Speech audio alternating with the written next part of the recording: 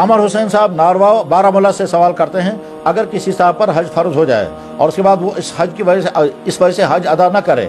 کہ میں نے ابھی بہت سارے بچوں کی شادیاں نہیں کی ہیں، اس کے ساتھ جن بچوں کی شادیاں ہوئی ہیں ان بچوں کو بھی اللہ نے دولت سے نوازا، تب بھی یہ آدمی اگر سوچ کر حج کو نہ جائے، پہلے ساری بچوں کی شادیاں کروں، کیا اس آدمی کا یہ طرز عمل صحیح ہے؟ اس کا مختصر جواب ہے ہرگز صحیح نہیں ہے۔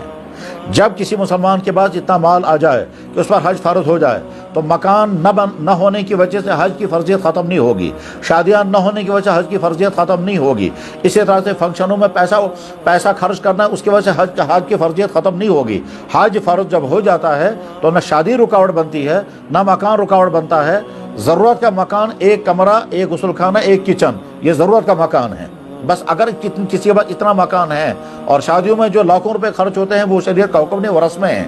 لہذا ہمارے معاشرے میں بے شمار لوگ ایسے ہیں جن کی مالی حیثیت ہے کہ ان پر حج فرض ہو چکا ہے، مگر کوئی انسان مکان کی وجہ سے، کوئی انسان شادیوں کی وجہ سے، کوئی انسان کسی دوسری چیز کی وجہ سے حج کے فریضے کو ادا نہیں کرتا۔ بس اس بارے میں حدیث سن لیں کہ جناب رسول اللہ صلی اللہ علیہ وسلم نے ارشاد فرمایا، جس آدمی پر حج فرض ہو چکا ہو اور کوئی رکاوٹ نہ ہو اور استطاعت کے باوجود اس نے حج نہیں کیا تو مجھے اس کی کوئی پرواہ نہیں کہ وہ یہودی مرے گا یا نصرانی مرے گا۔ اس لیے ہمارے سارے بھائیوں جن تک یہ بات پہنچ رہی ہو وہ سمجھ لیں کہ اگر ان پر حج فرض ہو گیا ہے تو محض شادیوں کی وجہ سے اور مکانوں کی وجہ سے اور سارے بچوں کی شادیوں کی وجہ سے حج کی فرضیت ختم نہیں ہوتی ہے۔ اور اگر خدا نخواستہ اس وجہ سے حج کسی نے نہیں کیا، یہاں تک کہ موت کے قریب پہنچ گیا، تو اس آدمی پر لازم ہے کہ وہ اپنے بچوں کو وصیت کر جائے کہ